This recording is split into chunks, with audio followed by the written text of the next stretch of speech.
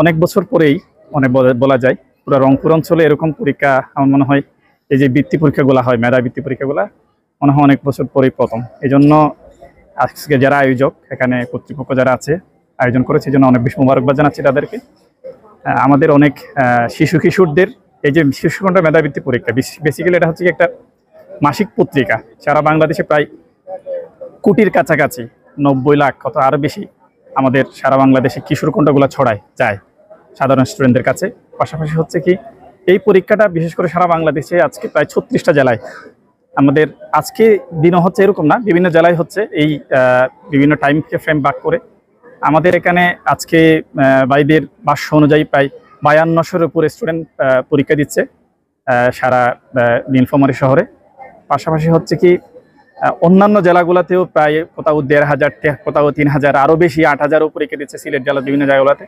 আমরা মনে করি কিশোরকণ্ঠের এই মাধ্যমে কিশোরদের আমাদের মননশীলতা বৃদ্ধি, পাশাপাশি হচ্ছে কি এক্সট্রা কারিকুলাম যেগুলো আছে, কবিতা লেখা, উপন্যাস, গল্প লেখা, পাশাপাশি হচ্ছে কি অনৈতিকতা থেকে আমরা যে দূরে অনেক বেশি আমাদের ছেলেমেয়েরা জড়িত আছে, আমাদের ছাত্র ভাই বোনেরা, এখান থেকে দূরে রাখার জন্য আমি মনে করি হচ্ছে এই কিশোরকণ্ঠ মেধাবৃত্তি পরীক্ষা তাদেরকে অনেক বেশি নিজেদেরকে আরো বেশি এক্সপোজ করার, তারপর হচ্ছে কি সাংস্কৃতিক হওয়ার, অপসংস্কৃতি থেকে নিজেদেরকে দূরে রাখার, মননশীলতাকে চর্চা করার, ভালো জিনিস চর্চাগুলো করার অনেক বেশি ফায়দা দিবে বলে আমরা মনে করছি।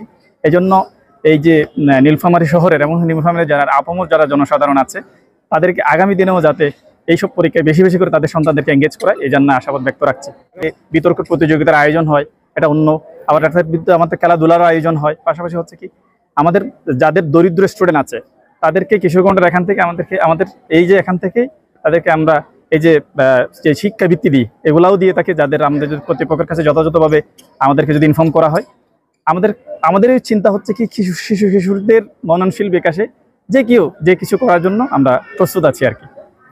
বছর যেহেতু প্রথম, এটা আমরা চাচ্ছি হচ্ছে আগামী দিনে কিশোরগঞ্জের এই প্ল্যাটফর্মে পুরো শহরের, পুরো জেলার আরো শত শত স্টুডেন্ট, হাজার হাজার স্টুডেন্ট অ্যাড হোক, আমাদের এই আয়োজনে সম্পৃক্ত হোক, নিজেদেরকে পরিবর্তনের সুযোগকে কাজে লাগাই আমরা।